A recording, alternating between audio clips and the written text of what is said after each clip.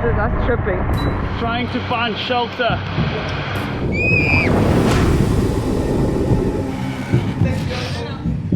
Northern Bali. I don't even have the words to describe the amount of beauty that can be found here. In this video, we will take you with us deep into the jungle on a hunt to see some of the island's most iconic waterfalls and to experience firsthand what has now become our most daring adventure of all time. What are you most excited for, Kotek? For unknown. With 100 kilometers of road stretched out in front of us, we left the house at 5 a.m. in an attempt to see as many waterfalls as possible in just one day. Well, I've just noticed that I'm the only one not wearing a jacket. Hello, good morning. Morning. It's pretty cold. The first stop of the day was 2 hours into the trip at Handara Gate, where we had seen some really cool photos and we thought it would be a cool way to spend sunrise while we waited for the waterfalls to open up. But that didn't quite go as planned. You're gonna be on YouTube. Yeah.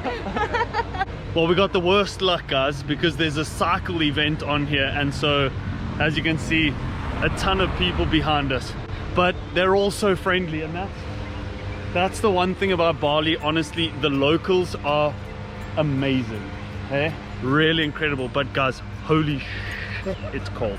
Such rookies. I didn't bring a jacket, my fingers are numb. Crazy. Quite literally freezing to death. The only access that we had to anything remotely warm was our boots and socks that we had packed just in case we ended up going hiking throughout the day. And honestly, you'd be so surprised at how much difference just those little socks made. The worst part is that the cold was only just getting started as we drove deeper into the jungle. The first thing I can tell you guys is to take a jacket. It is freezing. I can't feel my fingers. Coffee. The view. With some caffeine in our veins and our fingers slightly defrosted, we decided to head towards the first waterfall of the day. Beyond National Geographic, it's beautiful. This is living, guys. I feel so blessed. I didn't in my wildest dreams imagine it to be this beautiful. Git, according to the internet, is the most touristic waterfall of all the sites that we would see today. It is my first time here, so I don't know, but we passed a whole lot of these things along the way down, and I'm just assuming that in season or before COVID, these would have been little stores selling whatever they sell, tourist stuff. And this is sad to see. This is really sad. Not a single person in sight. No entrance because there was just no one at the gate. There's no one. It's beautiful. Like, it's a beautiful disaster because so sad for the local people, but honestly, it's so nice to experience this. Oh, wow.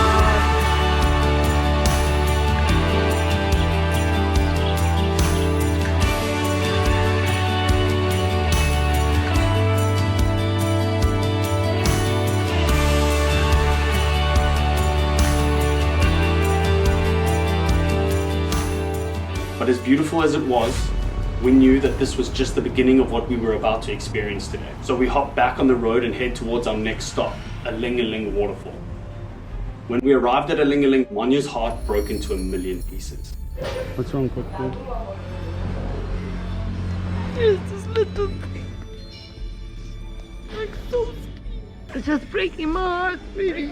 She saw a starving dog on the street and decided to buy it some food and water to help it survive another day. You feel good? I don't feel good, but I feel better. This is something which is very difficult here in Bali.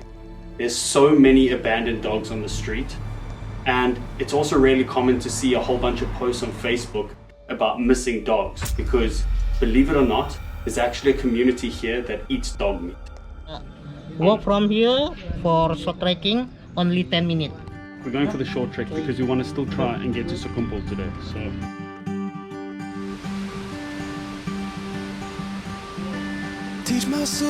Aling is a 35-meter waterfall that has 3 other waterfalls all in the same area, which you can actually jump from if that's something that you're into. You can jump from waterfalls as high as 15 meters. Luckily for us, our guide was willing to do the jump for the channel. Thank you, Katul. Don't forget to subscribe, comment, and share. Now it was about 2 p.m. and we still hadn't seen Bali's largest waterfall, Sukumpul. I was adamant that we had to go and see it before the day was up. So now there was a race against the elements. The rain was setting in, the light was dimming, and in hindsight, the adventure was only just getting started. This is a real adventure. And I have to say it right now, the thing I love the most about Wade is when he wants something, he will never give up. Like, I would turn back. Honestly, this was scary as... Waterfalls aren't going to see themselves. We drove over volcanoes, through tiny villages, and down roads which were falling apart. Oh my god. Absolutely determined to get to the famous Sukumpul waterfall. To make matters worse, both of our batteries died along the way before we got to the waterfall. But that didn't stop us. You've just got to really hope that the rain doesn't come down and make the driving even worse than it just was, because it was pretty difficult. With no maps, we finally made it, just as the heavens decided to open up and give us a true spectacle overlooking the famous valley of 3 waterfalls. It was like a scene out of Avatar, and although the view was great, we wanted to get a real taste of these waterfalls. So despite the weather conditions and all the risks that came with it, we started the descent down hundreds of stairs into the thick jungle to see what we came all this way for. Are we in Avatar or Jurassic Park? Minionki.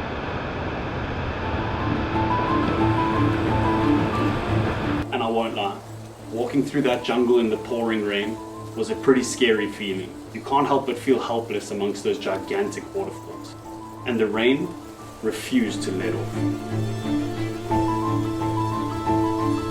So after seeking refuge under a giant rock, we decided to head back to the top of the mountain before it got too dangerous with the risks of flash floods. Could describe in one word, how do you feel?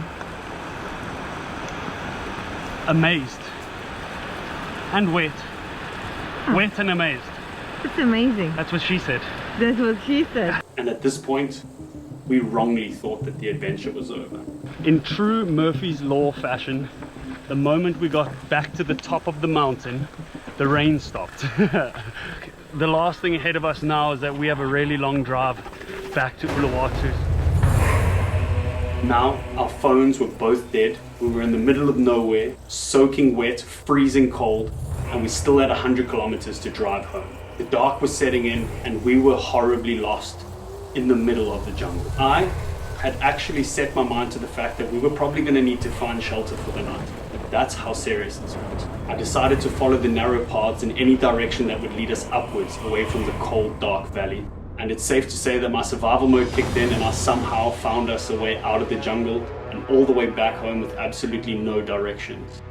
And here we are, alive to tell the story.